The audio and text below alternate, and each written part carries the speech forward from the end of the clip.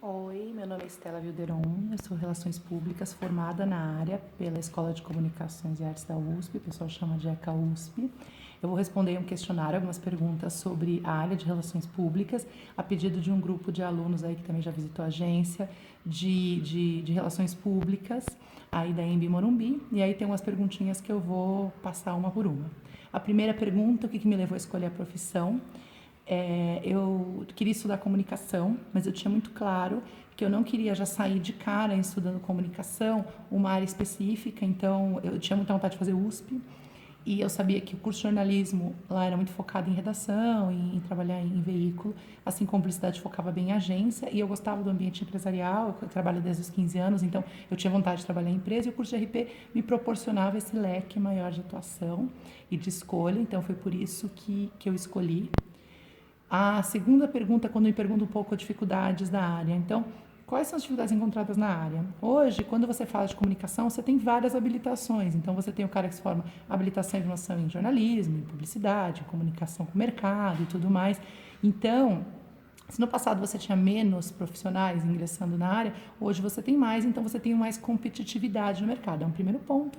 Um segundo ponto, e aí isso é global para todo mundo que é de comunicação, que é provar o valor da comunicação numa organização ou para um cliente, se você trabalha numa agência, porque às vezes ele enxerga isso como gasto, não como investimento. Então, é um desafio para quem trabalha na área de comunicação, em relações públicas, imagem corporativa, esse tipo de coisa. Eu brinco, tem uma barrinha a mais aí no quesito dificuldade.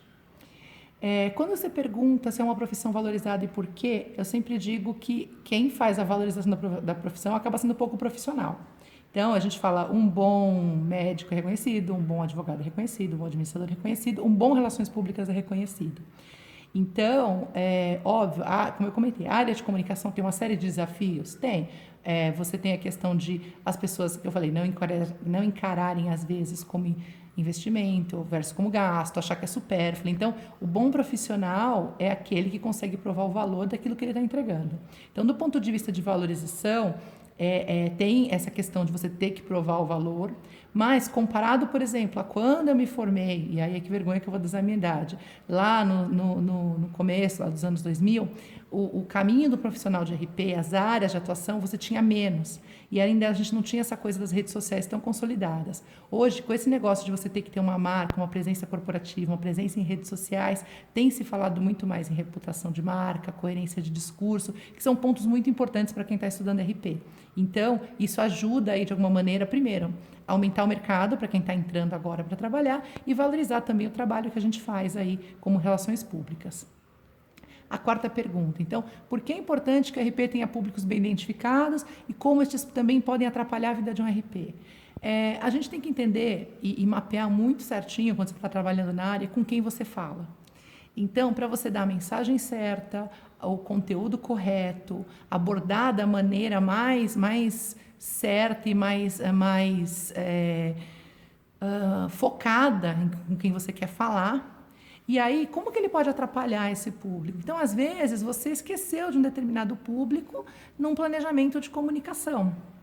E aí, esse público vai acabar, às vezes, te atrapalhando no lançamento de marca. Então, eu fiz um produto super sustentável, ecológico, aquelas coisas. Quando eu mapeei os públicos que eu ia falar, eu falei assim, vou falar com o pessoal de moda, de lifestyle, de tendência, esqueci de falar com o pessoal de sustentabilidade, ou ecologia, ou veganos. E aí essas pessoas, de repente, em redes sociais, ou numa abordagem de imprensa, vão questionar a marca, pontos que você não planejou lá atrás.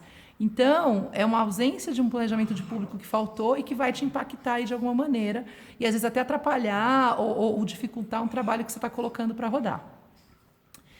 A quinta pergunta é: que sugestão você daria para alguém que está ingressando agora no mercado de RP?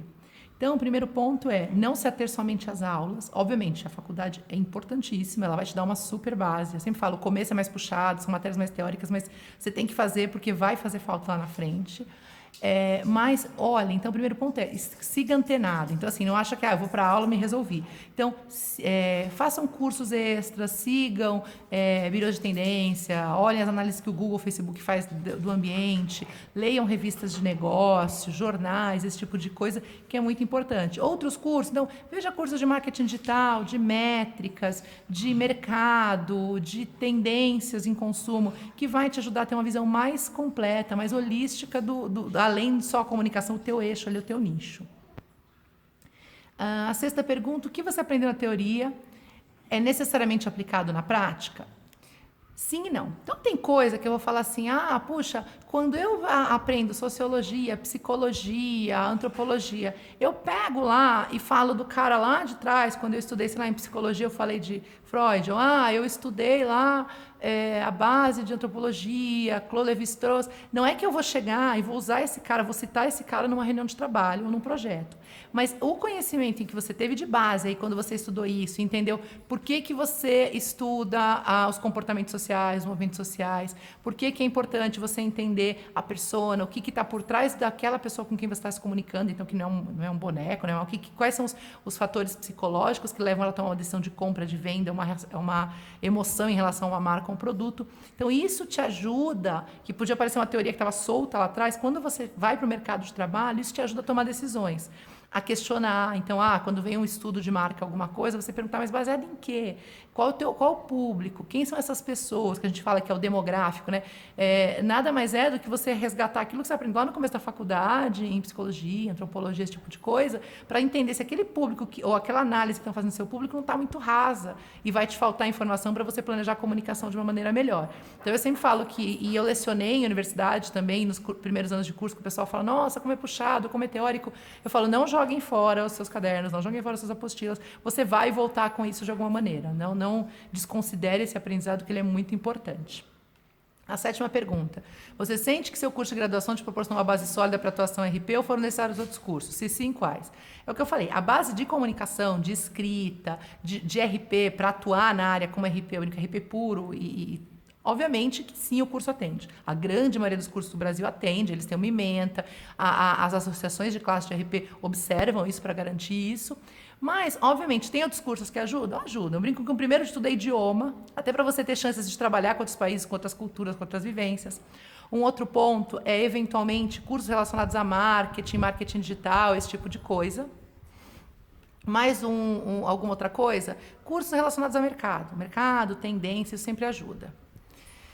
Você possui uma estratégia específica para obter excelência em seus projetos? O que eu sempre digo é pesquisa e olhar tendência. Então, assim, mas eu planejo comunicação há 20 anos. Cara, pode mudar. Então, olha o mercado, olha a tendência, olha esse tipo de coisa que é importante.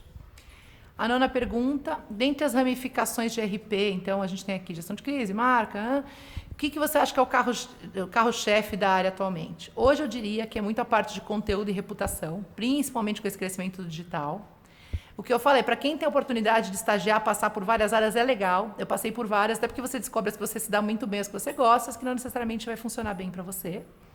Então, o que eu diria hoje, content marketing, social media e reputação de marca, essa construção das personas de marca, essa coisa que a gente faz em relações públicas, de entender os públicos, planejar para os públicos, o digital tem trabalhado muito isso, então é uma área promissora aí para quem está saindo do mercado. Por isso que eu até falo, lá atrás, quando eu saí, você tinha muito menos áreas para atuar, hoje abriu muito leque por conta do digital. E no 10º, para você, qual a definição de um profissional de relações públicas hoje? Quando eu me formei lá atrás, a gente falava muito do administrador da comunicação, gestor da comunicação. Sim, ele é ainda, eu acho que é uma figura do gestor de comunicação muito importante, porque o nosso curso dá essa visão do 360 da empresa, do público, do quem eu estou falando, da marca. Mas também eu diria que ele acaba sendo estrategista. Um estrategista na medida em que, como a gente tem essa base de entender público, de mapear público, de saber com quem eu estou falando, e num ambiente que eu estou falando digitalmente, que ele é super volátil, hoje com a história de fake news, com as redes sociais, com a informação espalhando rápido, essa coisa de entender quem é teu público, o que ele procura, quais são os riscos, quais são as consequências do que eu fizer, me tornam, como profissional de RP, um cara muito apto para comunicar. Então, isso eu acho que é uma fortaleza do curso, é uma coisa que a gente, quando vai numa entrevista ou quando vai falar da nossa formação, é legal de explorar, de falar e realmente reforçar. E é isso, pessoal.